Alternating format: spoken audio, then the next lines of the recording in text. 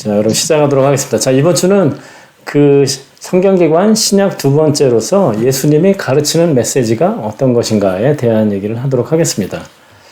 그래서 저희가 이제 전체적인 이제 성경을 스토리라는 측면에서 보면은 레졸루션이 어떻게 해결해 나가시는 거가 가장 큰 부분인데, 그 중에 클라이맥스가 예수님이 이 땅에 오시면서 사역하신 거, 그다음에 죽으시고 십자가에서 부활하신 내용이다라고 했는데, 오늘 그 예수님과 관련되는 얘기의 두 번째, 가르침에 대한 얘기를 하려고 합니다. 자, 예수님께서 이 세상에 오셨습니다. 그래서 그걸 어떻게 보면 하나님 나라가 이 땅에 이루어졌다라고 생각할 수가 있는데, 사실 예수님 당시에 이스라엘 사람들도 하나님 나라의 도래, 하나님 나라가 이 땅에 이루어지는 것을 기대했었던 사람들입니다. 그래서 당연히 이 사람들은 그 하나님을 믿는 사람들이기 때문에 하나님이 천지를 창조하시고 주관하신 분이라는 생각이 당연히 있고요. 그 다음에는 이 사람들은 그 다윗을 통해서 약속하신 그 하나님의 나라가 이 땅에서 그 피지컬하게 이루어질 것이다 라는 것을 이제 믿었던 거죠. 그러니까 하나님의 왕국이 이 땅에서 세워질 것이다. 구약의 여러 곳에서 이제 예언한 것들이 이루어질 것이다라고 얘기를 하죠. 거기에 보면 보통 그 나라가 무슨 눈물이 없고 병든 자도 없고 가난한 자도 없고 이런 식으로 나오는데, 그런 것들을 이 땅에서 이루어질 것이다. 그런데 사실은 핀트가 좀 틀려가지고 이 사람들은 정치적인 메시아를 원했습니다. 그래서 그 이스라엘이 그 바빌론에 망한 이후에, 그 이후에도 사실은 그 나라로서 완전히 독립한 경우는 기본적으로는 없었습니다. 이렇게 잠깐 동안 이렇게 있었던 적은 있지만은, 그래서 항상 다른 나라의 지배하에서 주권 없이 그렇게 살았죠. 그래서 이 사람들이 이러한 지금 어려움으로부터 그 독립할 수 있게, 그러니까 로마의 압제로부터, 예수님 당시를 기준으로 하면 로마의 압제로부터 이스라엘을 해방시키실 분은 메시아다. 그런데 그런 메시아, 정치적인 메시아를 기다리고 있었다는 것이죠. 그런데 어쨌든 그들이 기다렸던 메시아가 이 땅에 오셨는데 그들은 그들을 알아보지 못했죠. 이유는 예수님이 말씀하신 그 하나님의 나라, 그리고 구약에서 하나님께서 말씀하신 그 하나님의 나라, 그 나라라는 것은 좀 의미가 틀리죠. 그래서 그 나라는 기본적으로 예수님이 오심으로써 이 땅에서 이루어지는 것이지만은, 기본적으로 어떤 그 정치적으로, 그러니까 물질적으로 뭐가 더 편한 세상, 고통이 없는 세상, 가난이 없는 세상, 그런 것을 의미하는 것이 아니라 하나님의 뜻에 따라 가지고, 그러니까 하나님의 뜻이 이루어지는 그런 나라를 나타내는 것이죠. 기본적으로는 틀립니다. 그러니까 그 사람들은 로마부터 압제지만은 예수님이 하나님이 생각하신 하나님의 나라는 좀 이따도 산상수훈이라든가 여러 가지 예수님의 가르침을 통해서도 우리가 알 수가 있겠지만은, 그런 어떤 통치 시스템이냐 아니면 누가 다스리느냐의 문제가 아니라 어떤 룰에 의해서 어떤 생각으로 그 나라가 이루어지느냐, 그런 것들이 중요한 것이 되는 것이죠. 그래서 기본적으로는 좀 많이 틀립니다. 그래서 기본적으로 하나님의 나라에 어떻게 들어가나라는 측면에서 유대인들은 생각이 그 하나님의 나라에 들어가는 것은 당연히 유대인들 뿐이다라고 생각을 합니다. 예수님이 오셔서 온 백성, 모든 민족에게 열린 문이 아니라 유대인들만, 더 나아가서는 그런 유대인들 중에서도 율법, 더 나아가서는 장로의 전통을 잘 지키는 자기들, 내지는 전통을 지키는 사람들만이다라고 생각하는 거죠. 그러니까 유대인 내에서도 어떤 병든 자라고 하면 기본적으로는 죄를 짓기 때문에 병이 든다라는 생각하는 사람, 아니면 세리라든가 창녀라든가 사회적으로 좀 낮은 계층이다라든가 그런 계층의 사람들도 그 하나님 나라에 들어갈 수 없다라고 이렇게 생각을 합니다. 그렇지만 예수님이 이루어오신 하나님의 나라는 기본적으로는 예수님을 믿고 따르는 사람들이라는 것이죠. 그러니까 예수님의 관계가 어떤 관계냐라는 것을 통해서 알 수가 있습니다. 좀 더 구체적으로 하면은 그 회개, 삶의 방식이 전환되어야 된다는 거죠. 그리고 기본적으로 세례 요한도 그러고 예수님도 그러고 선포하는 것 중에 하나가 회개하라 천국이 가까이 왔다라고 하는데, 회개하라라는 게 먼저 나옵니다, 사실은. 그러니까 여기서 회개라는 것은 우리가 보통 요즘에 많이 얘기하는 어떤 날마다의 삶에서 어떤 죄를 짓는다는 그런 것이 아니라, 그러니까 여태까지의 삶의 방식 자체를 잘못됐다라는 걸 인정하고 그걸 완전히 바꾸겠다라고 하는 것이죠.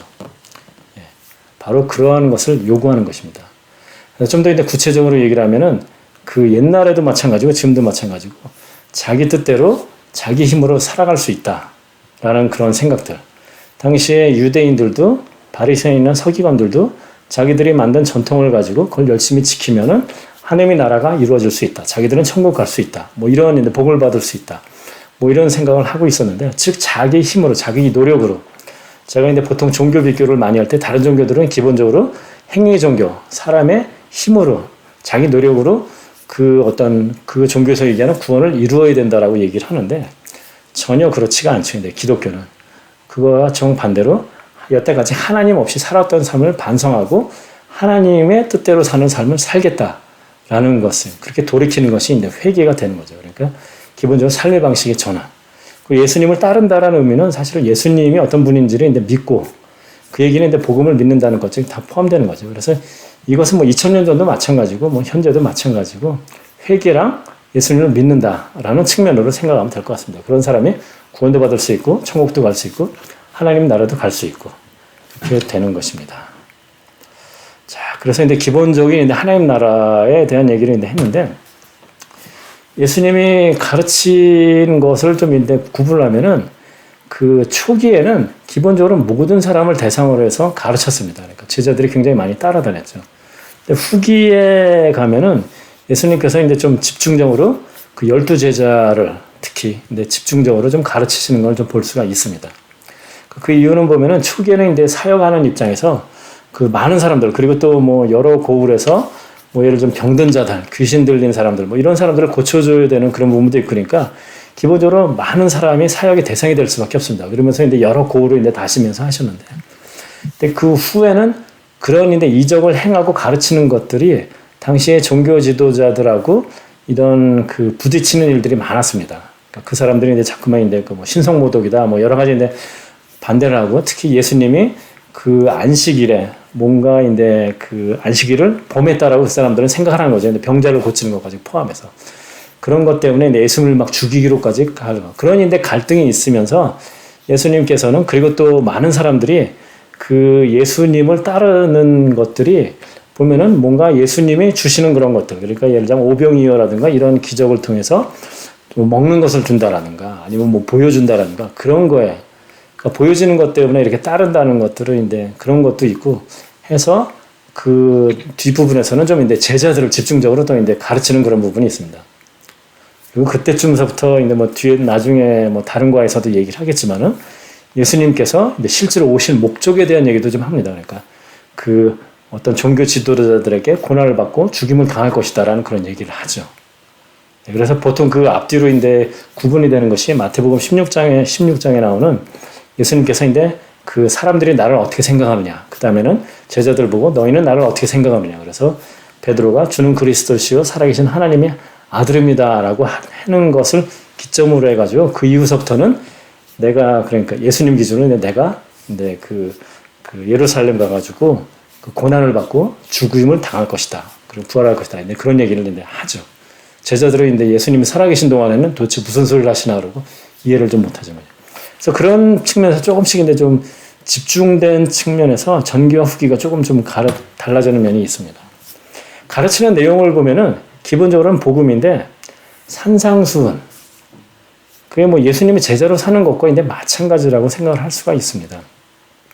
기본적으로 예수님이 본인 스스로가 이제 어떤 분이다. 특히 요한복음에 나오는데 어떤 분이라는 걸 이제 얘기를 하시면서 그 예수님을 이제 따르라라고 얘기를 하는데 그건 이제 복음이다라는 우리가 뭐 구원을 받는다는 복음이지만은 그걸 이제 가르친다는 측면에서는 그 산상수훈은 예수님을 따르는 믿는다고 하는 사람들이 어떠한 삶을 살아야 되는가.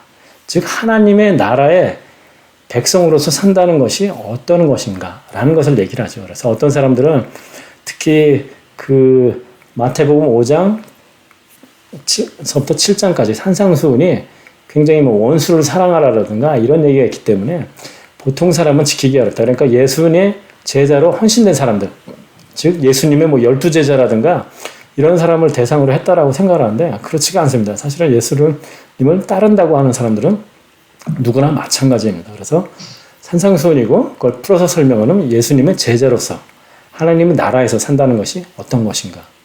그리고 또 다른 측면에서 가르침을 보면은 그 특히 산상수훈에 이제 그런 것들이 좀 많이 나오는데 5장에 너희가 이렇게 들었는데 사실은 너희는 이렇게 해야 돼. 자, 뒤에서 이제 좀 자세하게 좀 잠깐 얘기를 할까요? 구약의 가르침을 재해석하고 확대하고. 그러니까 원래 율법을 주셨을 때 그 어떤 정신이라는 게 있는데 많은 그 당시의 종교 지도자들은 사실은 그러한 정신을 무시하고 그것을 메카니컬하게 지키는 장로의 전통만을 만들어서 지키려고 노력하고 그거로서 어떤 하나님의 어떤 그에 잘 보일 수 있다라고 이제 그런 생각을 했었는데 사실은 뭔가를 저희가 하려고 할 때는 메카니컬하게 하는 것보다 더 중요한 것은 사실 그거에 따른 정신인 것이죠. 그러니까 구약에서도 그 하나님께서 이스라엘 백성들이 단순히 제사만 드리고 절기를 지키고 마음 없이 하는 것들은 잘못됐다라고 이렇게 얘기하신 이유가 사실은 뭔가를 행하는 데 있어서는 항상 그 마음이, 정신이 따라야 된다라는 건데 그런 측면에서는 구약의 가르침을 재해석하고 확대하고 그런 측면이 좀 있고요. 또 다른 측면은 사실은 그 율법이라는 것은 하나님께서 주신 겁니다. 그래서 누구도 사실은 그거를 그 반박하거나 그렇게 하기가 어려운데 예수님께서 이렇게 하셨다라는 것은 본인 스스로가 그것을 통해서도 이제 신적 권능이 있다, 권위가 있다라는 것을 이제 나타냈다라고 할 수가 있습니다. 산상수훈을 좀 이제 보면은 처음에 시작은 이제 보통 팔복이라고 나와 있는데 저는 왜 이걸 팔복이라고 하는지 잘 모르겠어요. 보면 분명히 구복인데 9가지가 나오는데 네. 마지막 거는 좀 이제 앞에랑 이제 운율이 안 맞으니까 보통 뺀 것 같은데 뭐 이렇게 좀 길게 나오죠. 이렇게 낸 사람은 복이 있나니라고 해서 그래서 제가 영어로 된 책을 보면 어느 책에도 보면 8가지라고 하는 책을 하나도 못 봤어요. 이제 한국에서만 팔복이라고 들어봤지. 자, 그래서 근데 팔복은 사실 예수님께 좀 전에 산상수훈이 하나님 나라의 백성, 제자로서 사는 사람들의 모습이다라고 얘기했는데 제일 먼저 하시는 것은 어떤 요구, 이런 걸 해야 된다는 얘기를 하시는 게 아니라 너희는 그런 제자의 삶을 살면은, 믿는 사람의 삶을 살면은 이러한 복을 받을 것이라고 먼저 선언을 해주시는 거죠, 사실은. 축복을 먼저 선언해 주신다라는 거나 마찬가지죠. 근데 사실 내용을 보면 이제, 이게 복인가? 인데 이런 생각들을 좀 많이 하는데, 그런데 사실은 그런 것들도 이제 다시가 우리가 삶에 있어서 이제 다 복이 될 수 있는 것이죠. 자세하게 얘기는 여기서 안 하겠습니다만은. 그래서 이제 어떤 하나님의 자녀로, 백성으로 산다는 것은 어떠한 복이 있는 건가라는 것을 먼저 얘기를 해 주시고, 그 다음에 좀 전에 얘기한 구약의 가르침을 확대하고 재해석했다라는 측면에서 이제 얘기를 하죠. 그러니까 너희가 살인하지 말라는 것을 들었거니와, 예를 들자면 친구를 라가라고 하고 이렇게 하는 자들은 지옥불에 들어가고 이런 얘기 하시죠. 너희가 간음하지 말라는 것을 들었거니와 예를 들자면 아시죠. 이런 거 이에는 이 눈에는 눈이라고 들었거니와 그게 아니고 거기 계속 보면은 그 정신이라는 측면이 나와 있습니다. 그래서 구약의 가르침을 더 확대하고 재해석하고 그런 측면이 있고요. 그 다음에 마태복음 6장에 보면은 어떤 경건한 삶의 모습이라고 해야 되나요? 그러한 모습에 대한 얘기가 나옵니다. 그래서 6장 1절에 보면은 사람에게 보이려고 그들 앞에서 너의 의를 행하지 않도록 주의하라. 즉 사람에게 잘 보이려고 경건한 척하면서 그렇게 하지 말라라고 얘기를 하죠. 그렇게 선언하고 그 이후에 3가지에 대해서 이제 얘기를 합니다. 구제할 때는 너네가 이렇게 하지 마. 왼손이 하는 것은 오른손이 모르게 해. 이런 얘기. 그 다음에 기도할 때는 이방인처럼 외식하는 사람처럼 하지 마. 그러면서 주기도문을 가르쳐 주시고 그 후에는 금식할 때도 이렇게 하는 사람 많은데 이렇게 하지 말고. 기본적으로는 사람들에게 보이기 위해서 의롭다고 보이기 위해서 그렇게 하지 않도록 주의하라라고 이제 그렇게 얘기를 해주시는 거고요. 그 다음에 이제 재물과 관계되는 얘기를 이제 합니다. 그래서 보물을 땅에 쌓아두지 말고 하늘에 쌓아두라라고 얘기를 하죠. 두 주인을 섬기지 말라. 그런데 거기에 보면은 예를 들자면 백합화를 보라. 참새들을 봐라. 심지도 않고 예를 들자면 노동도 안 해도 다 이거 살리지 않느냐 그러면서 우리가 잘 아는 6장 33절에 너희는 먼저 그의 나라 그의 의를 구하라. 그리하면 이 모든 것을 너에게 더하시리라 라고. 그래서 먹고 마시고 입는 것 가지고 그렇게 걱정하지 마라. 하나님의 나라의 사람은 기본적으로 하나님께서 채워주신다라는 거죠. 그러니까 그 부분을 또 잘못 해석해갖고 또 엄청 복 주신다라고 생각하는데 먹고 사는데 지장 없을, 제가 제 표현에 의하면 먹고 사는데 지장 없을 만큼은 그래도 주신다라는 그런 표현이지 잘 먹고 잘 살게 해주시다는 그런 의미는 아니에요. 그래서 그런 의미에서 우리가 재물 관계를 이제 어떻게 생각하느냐. 그 다음에 이제 7장에 들어가면 이제 관계라고 있는데 첫 번째는 이제 그 남에게 비난받지 않으려면은 비난하지 말라라고 하면서 뭐 눈 속에 있는 뭐 들보는 못 보면서 남의 눈에 뭐 티는 본다 뭐 이런 얘기를 하시고요. 그러면서 이제 또 그 바로 뒤에는 구하라 찾으라 두드리라는 얘기가 나와요. 그래서 이제 관계라고 이제 이렇게 얘기를 했는데 그래서 어떻게 보면은 사람들과의 관계에서 어떤 비판하지 말라. 그다음에 하나님과의 관계에서의 어떤 그런 면도 좀 나타내고요. 그러면서 이제 12절에 보면은 우리가 보통은 이제 골든 룰이라고 얘기하는 것이죠. 무엇이든지 남에게 대접을 받고자 하는 대로 너희도 남을 대접하라. 이것이 율법이요 선지자니라. 라고 이렇게 얘기를 하는데 근데 일반적인 어떤 관계에서 일단 기본적인 룰이 되겠죠. 그리고 그 이후에 보면은 그 어떤 그 좁은 길로 들어가라. 그 다음에 뭐 거짓 선지자를 조심하라. 라고 그러면서 열매를 보면 알 수 있다. 그 다음에 7장 한 20절쯤에 가면은 나보러 주여 주여 하는 자마다 자 하늘에 뭐 천국에 가는 것이 아니다라고 이제 굉장히 이제 두려운 말씀들도 이제 나오고요. 그 뒤에는 이제 반석 위에 지은지 모래 위에 지은지 얘기를 하시면서 마치면서 이제 그렇게 얘기하죠. 그러니까 거기서 보면 내 말을 듣고 행하는 자는 반석 위에 집을 짓는 자와 같다라는 거죠. 그러니까 단순히 듣고 이해하는 것뿐만 아니라 중요한 것은 그대로 행하는 삶이 돼야 된다라는 거죠. 그래서 사실 행하는 삶이라는 게 굉장히 중요합니다. 그렇게 얘기하면 또, 이걸 또 원수들을 사랑하라, 뭐 등등 여러 가지 어떻게 이걸 다 행하나. 적어도 행하겠다는 그런 마음은 있어야 되죠. 그렇게 못하는 건 하나님도 하시고 본인도 알고, 뭐 주위 사람들도 다 알지만은. 그런데 마음이 중요한 거죠. 그래서 행하라는 측면이 저도 언젠가 한번 설교를 준비를 하다가, 하여튼 다른 것 때문에 준비를 하다가 좀 찾아봤는데 굉장히 많아요. 행해야 된다라는 그런 말씀이 나오는 것들이 굉장히 많습니다. 그러니까 예를 들자면 예수님이 있을 때 그 가족이 어머님이랑 근데 가족이 와가지고 뭐 예수님을 데리러 왔다라고 그렇게 얘기를 하니까 누가 가족이냐 여기 있는 사람들이 내 가족이다라고 하면서 거기도 말을 듣고 행하는 자는 나의 어머니고 나의 가족이다라고 뭐 이렇게 얘기를 하시고 그래서 하여튼 행한다는 것을 굉장히 말씀을 강조하십니다.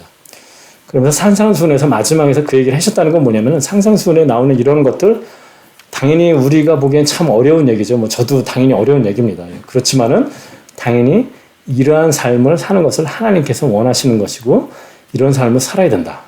그리고 이런 삶을 사람들은 앞부분에서 얘기하는 그런 팔복이든 구복이든 그러한 복을 누릴 수 있는 그런 사람이 될 수 있다라고 얘기를 하시는 것이죠.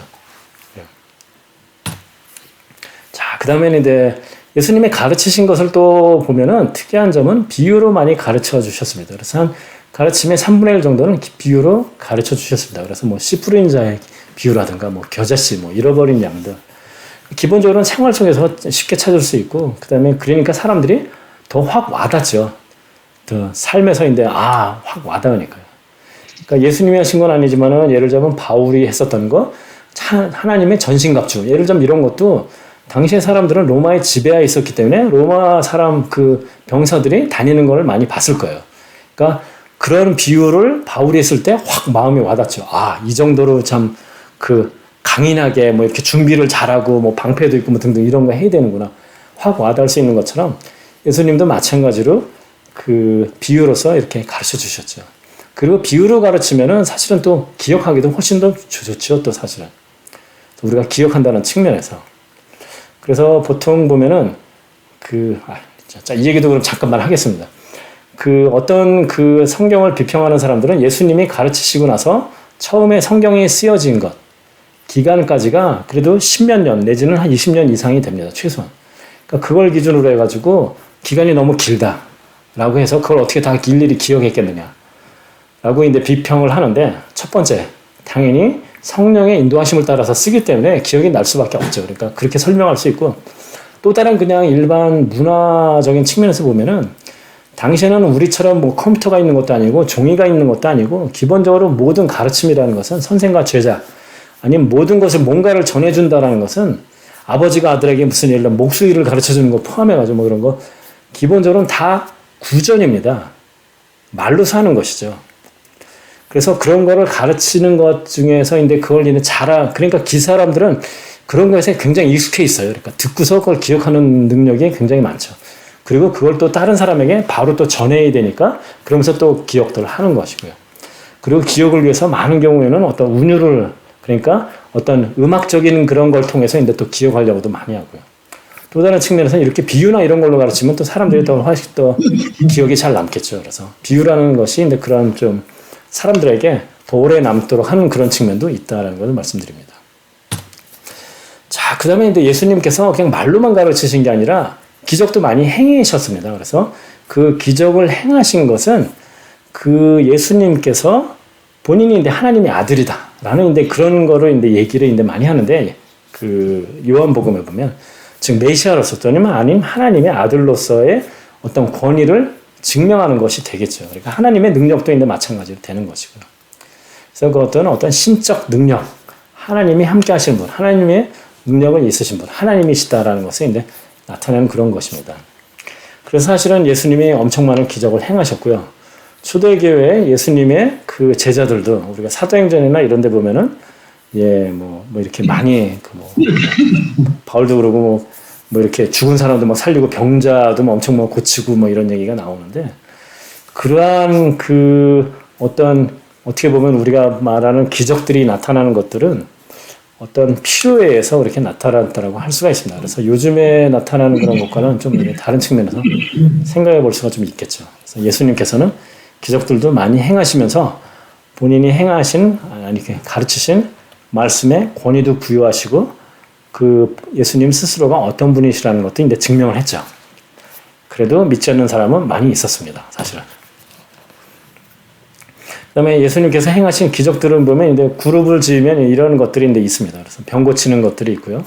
죽은 자도 이제 살리셨고요. 3명을 이제 살렸습니다. 그래서 그 회당장 야이로의 딸을 살리시고 나인성 과부 아들도 살리시고 나사로도 이제 살리시고 귀신도 많이 쫓으셨고요. 그 다음에 여러 가지 자연현상, 뭐 폭풍우나 이런 것도 잠잠하게 할 뿐만 아니라 예를 들어 무슨 뭐 오병이어나 이런 것도 사실은 우리가 아는 물리적인 자연현상을 뛰어넘는 그런 거라고 생각할 수가 있겠죠. 그러니까 뭐 그런 것들. 그래서 이런 것들도 보면은 사실은 이런 것들이 구약에서 언급한 메시아, 하나님의 나라가 도래했을 때의 어떤 모습을 나타냅니다. 그래서 사실은 세례 요한이 감옥에서 제자들을 예수님한테 보내가지고 우리가 다른 메시아를 기다려야 됩니까? 라고 했을 때도 그 대답하신 게 그 가서 이렇게 얘기해라. 맹인이 보며 못 걷는 사람이 걸으며 나병 환자가 깨끗함을 받으며 못 듣는 자가 들으며 죽은 자가 살아나며 가난한 자에게 복음이 전파된다 하라. 구약에서 어떤 그 얘기한 메시아에 대한 얘기가 했고 이렇게 얘기하라라는 건 뭐냐면 예수님이 그렇게 하셨거든요. 그러니까 봤잖아. 구약에도 이렇게 얘기하고 나야 나라고 얘기하는 거와 마찬가지죠. 그러니까 저 근데 표현을 좀 이렇게 좀 친근하게 하려고 그러는데 그렇게 얘기하신 거죠. 그래서 뭐 병을 고치는 거, 병도 이기시는 분, 죽은 자 당연히 죽음도 이기실 수 있는 그런 분이죠. 그러니까 사탄을 통해서 사실은 이 세상에 죽음이 왔지만은 예수님은 그 죽음을 이기시고 생명을 가져오신 분이라는 그런 것이고요.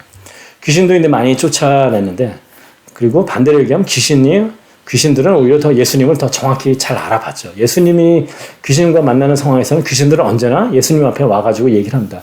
나는 당신이 누군 줄 아는데 우리를 괴롭히려고 왔습니까? 라고 이제 그런 얘기들을 이제 많이 하죠. 그래서 이것을 통해서도 당연히 그 사탄의 영역에 있는 귀신의 사탄의 영향으로부터 벗어나게, 귀신으로부터 벗어나게 할 수도 있고 당연히 사탄이나 귀신보다 더 능력이 있으신 분이라는 것을 나타내는 거고요. 자연현상을 지배하는 것도 마찬가지죠. 창조하신 분이라는 거죠. 그거를 이제 하나님의 필요에 의해서 잠깐 동안 그 간섭하실 수 있다라는 그런 얘기를 하는 겁니다. 그래서 이러한 행적들을 통해서 구약에서 예언한 메시아다. 그리고 또 하나님 이시다라는 것도 증명하시고요. 그 다음에 능력이 있으신 분이라는 것을 이제 나타내셨습니다. 그 다음에 이제 예수님의 제자들이 이제 얘기가 나오니까 제자들을 이제 좀 살펴보면은 예수님이 제자들을 선택한 것은 당시의 어떤 선생, 랍비라고 하는 사람들이 하던 거랑은 좀 틀립니다. 지금도 뭐 마찬가지겠지만은 어떤 선생들은 어떻게 합니까? 기본적으로는 학생이 어떤 선생 밑으로 내가 들어가야 되겠다라고 이제 생각을 합니다. 그러고 나서 선생한테 가서 얘기하죠. 내가 당신의 제자가 되겠습니다. 그러면 선생인데 뭐 심사나 이런 걸 거쳐가지고 그래 됐구나. 그러면 내 제자가 되라. 그래서 이제 제자가 됩니다. 기본적으로는 학생이 선생을 선택을 합니다. 처음에는 기본적으로. 근데 어떻습니까? 예수님은 다 예수님이 가서 불렀어요. 그리고 그 부른 사람들이 다 반응을 해가지고 다 예수님이 제자가 됐습니다. 그래서 학생이 선생을 선택한 게 아니라 선생이 학생을 선택했다라고 이제 그렇게 표현할 수가 있겠죠. 이렇게 예수님이 제자를 선택을 했습니다. 예. 그러니까 그 선택된 사람들이 보면은 뭔가가 잘해서 그런 거는 전혀 없습니다. 반대로 얘기하면 그 사람들의 어떤 직업이라든가 퀄리피케이션을 보면은 어떤 선생이라는 측면에서는 전혀 그 선택하고 싶지 않을 것 같은 사람들이죠. 뭐 어부고 뭐 어떻습니까? 뭐 다 열심당원이고 세리고 뭐 별로 이렇게 훌륭한 사람이 없습니다. 사실은. 예. 그나마 고학력자 비슷할지도 모르는 사람 어쩌면 세리 한 명 정도나 있을까? 다 학력은 저학력. 에다가 뭐 성격은 한 성격들 하고 뭐 다 근데 보통 사람들이 아닙니다. 그러니까 세상 기준으로 하면 보잘것없는 사람들인데 예수님께서 오히려 그런 사람들을 선택을 하셨죠. 그래서 그것은 보면 이제 고린도전서 1장에 나오는 하나님께서는 사실은 그 약한 사람, 그 부족한 사람을 선택하셔가지고 강한 사람을 부끄럽게 한다 이런 그런 표현들이 나오는데 그런 것을 나타내기 위해서인 것 같습니다. 그러니까 이 사람들이 똑똑해서 나중에 이제 초대교회를 이끌어 나가고 가르치고 이적을 행하고 그러는 게 이 사람들이 똑똑해서 그런 게 아니라 전적으로 이 사람들이 스스로가 봤을 때도 그러고 다른 사람들이 이 사람들을 봤을 때도 이거는 이 사람들이 능력이 있어서 될 수 있는 문제는 아니구나 라고 생각할 수밖에 없게 만드는 것이죠. 만약 이 사람이 엄청난 사람이었다라고 하면은 사람들이 그렇죠. 원래 그 사람 똑똑한 사람이야. 이렇게 생각할 수도 있겠죠. 그렇지만은 전혀 그런 측면에서는 퀄리피케이션이 전혀 안 된 사람들인데 부르셨죠. 그 사람들은 쓰셨습니다. 그래서 교회가 이렇게까지 발전할 수 있도록 만들어 주신 것이고요. 또 불렀을 때 또 특이한 점은 이 사람들은 생업이나 가족을 다 버리고 따랐죠, 사실은.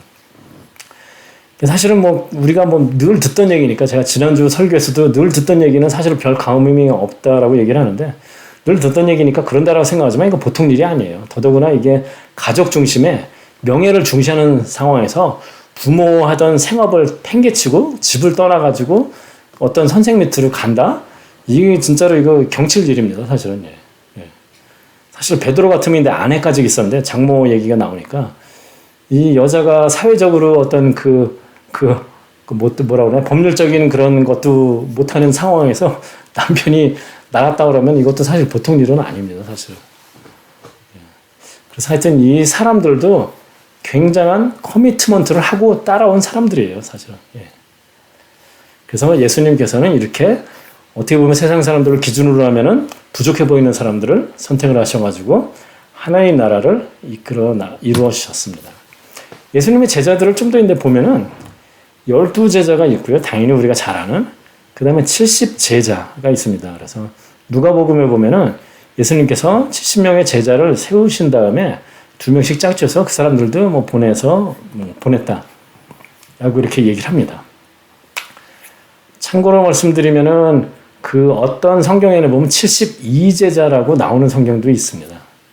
그러니까 NIV 같아도 그러고 그 세 번역도 보면은 70 가로치고 2 제자 이렇게 나와요. 그래서 그 얘기는 결국은 저희가 이제 성경이라는 것이 원본은 없고 이제 사본만 굉장히 많은 상황인데 그 사본이 여러 개 중에서 70이라고 나오는 것도 있고 72라고 나오는 것도 있다라는 그런 의미입니다. 그래서 참고로 말씀드리는 거고요. 그 다음에 사실은 이 제자 내에는 당시 문화적 특성 때문에 당시에 그 카운트는 안 되지만은 사실은 많은 여자들이 따라다녔습니다. 그래서 거기에 보면 뭐라고 나오냐면 필요한 것들을 서포트했다라고 얘기를 해요, 사실은. 그러니까 여자들이 엄청난 일을 한 거죠, 사실은. 뒷바라지를 했다라고 생각하시면 돼요. 그냥 쉽게 얘기를 하면 제 보기에는. 여자 제자들도 당연히 좀 있었고요. 예수님이 십자가에서 박히시고 부활하고 그 과정에서도 보면은 주요 역할을 한 건 다 이제 여자 제자들입니다. 사실 예수님 따르던 여자들.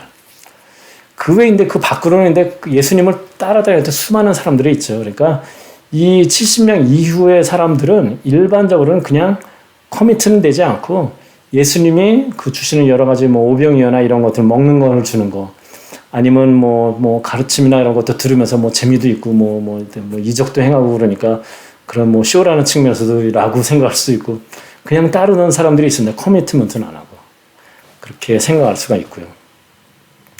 그 다음에 또 자, 이거는 이제 좀 신학적인 그런 표현이 되고, 사실은 생각해 보면은 어떤 목사님이나 어떤 책에서 그 이해가 가면서도 아닌 것 같은데라고 생각하는 것 중에 하나가 뭐냐면, 예수님이 오셔가지고 이 땅에 하나님의 나라를 만드셨어요.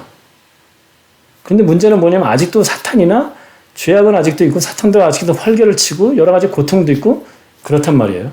그러면 그게 도대체 무엇인가라고 생각할 수 있는데, 그래서 그거를 이제 보통 이미 이루어졌는데 완전히 그러니까 끝난 것은 아니다. 완전히 이루어진 건 그러니까 시작은 했는데 완전히 이루어진 것은 아니다. 근데 보통 그렇게 생각을 합니다. 그래서 첫 번째 예수님이 오심으로 해서 어떤 하나님 나라가 시작이 됐는데, 그것이 이제 완전히 완성되는 것은 예수님이 두 번째 오심, 재림하실 때 완전히 이루어진다는 것이죠. 그래서 기본적으로 예수님을 믿는 사람을 기준으로 하면 왼쪽에 나와 있는 어떤 죄로부터, 그다음에 어떤 고통, 사탄, 병, 이런 것들, 물리적으로 완전히 그랬다는 의미는 아니고 기본적으로 그런 것을 극복할 수 있는 어떻게 표현해야 되나, 가능성이라고 해야 되나, 그런 모습을 보여주셨다는 것이죠. 예. 그러지만은 아직도 사탄인데 활개를 치고 세상에 죄는 아직도 있기 때문에 어떤 오른쪽에 나와 있는 어떤 평안한 삶, 죄악이 없는 삶, 의만이 가득한 삶, 이런 것들은 인데 아직은 완전히 이루어진 것은 아니죠. 그러니까 두 개가 겹쳐 있는 삶이라고 생각할 수가 있죠. 그래서 어떤 크리스찬 뷰, 기독교인의 뷰라는 것은 예수님이 오심으로써 하나님의 나라는 시작됐지만은 지금은 우리가 그것을 이루어가는 과정이고, 그 다음에 예수님이 재림하심으로써 하나님의 나라, 천년왕국, 이런 것들이 정말 눈물도 없고, 고통도 없고, 가난도 없고, 이러는 거는 그때 이제 완전히 이루어진다라고 생각할 수가 있죠. 그래서 그런 측면에서는 우리가 믿는 사람으로 산다는 것은 우리가 사탄이 지배하는 세상에 아직도 살고 있습니다. 그리고 죄가 있고, 유혹이 있고, 당연히 사탄을 통해서도 그러고, 있는 그런 삶이 되는 것이죠. 그래서 어렵고 힘든 삶이 될 수도 있지만은 마찬가지로 또 우리가 승리하는 삶을 살 수도 있다라는 것이죠. 예. 그래서 그 두 가지 측면이 어렵고 힘든 삶, 그 다음에 승리한 평안한 삶이 공존할 수도 있다. 그게 여러분도 그렇고 저도 그렇고 사실 생각해 보면 이 두 개가 그냥 짬뽕돼서 나타나는 것 같아요. 어떤 한순간도 그러고 저기만 어느 쪽이 좀 더 치우쳤다가 이렇게 좀 업다운이 좀 되는 그런 삶을 사는 것 같은데, 이런 것을 이해하면서 이해를 한다면 우리가 기독교인으로서 어떤 모습으로 살아야 되는지에 대해서 좀 더 생각을 해볼 수가 있는 것 같습니다. 네, 그래서 살면서 여러 가지 어려움은 있을 것이다. 그렇지만은 그런 어려움이 나를 꼭 지배해야 되는 것은 아니다. 승리의 삶은 그래도 살 수가 있다라는 측면에서 생각할 수가 있겠죠. 자, 그리고 제자가 된다는 것은 근데 여기서 이제 가르침에서 제자가 된다. 그러니까 예수님을 따르는 사람이 된다라는 것은 어떻습니까? 그러니까 여러 부분에서 이제 그렇게 얘기하는데, 나를 따르려거든 자기를 부인하고 날마다 십자가를 지고 나를 따를 것이다. 자기 부인. 여태까지 내가 주인이 돼서 살았던 삶. 지난주 설교에서도 제가 그런 얘기를 좀 했었는데, 그래서 지난주에 특히 찬양에서 나의 왕관을 내려놓고라는 게 있어가지고 제가 그거를 이제 인용하면서 이제 설교를 했었는데, 그러니까 자기가 주인이 돼서 나의 왕관, 내가 쓰고 있던 왕관을 내려놓고 예수님의 왕관이 내 삶에서 이제 들어와 있어야 되겠죠. 이렇게 자기를 부인한 삶.